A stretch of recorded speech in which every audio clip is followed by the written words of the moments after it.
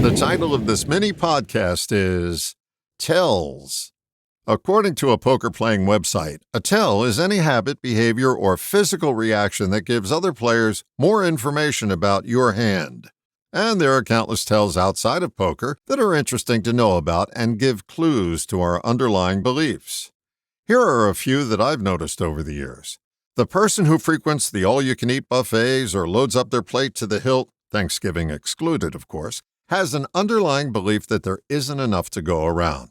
They have an underlying belief in scarcity and lack. A person who constantly displays visible rigidity in their face and body has more rules than the average bear. Everyone has rules, but these folks have ones most of us haven't even thought of yet.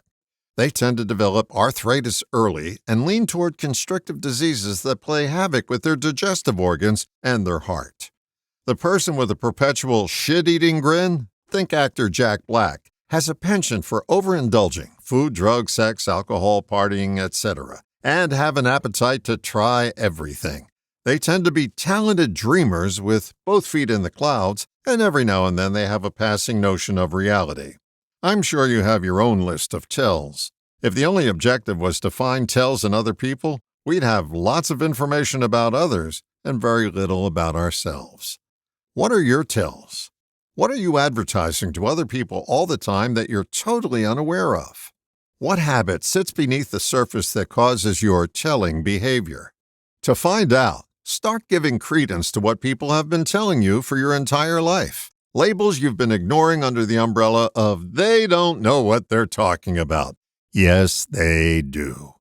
For example, if multiple people suggest that you reduce or stop your alcohol consumption, it's a pretty good bet that you're self-medicating and masking some pain you have yet to face and need to move through. They aren't members of the Temperance League. They've witnessed enough of your quacking behavior to recognize a duck that needs to get off the surface of the pond and dive deeper. I'm not big into labels, but I think they are useful in this context. How have you been labeled?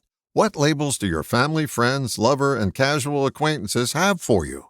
Pay attention. I'll agree that labels are limiting, but what are they telling you about your patterns that are on automatic pilot that need adjusting? There's always a pattern beneath a tell. It's an automatic stimulus response that has a life of its own. So get curious today about your tells and their causative patterns. I'll tell you this much, it's the first step to outgrowing them. All the best, John.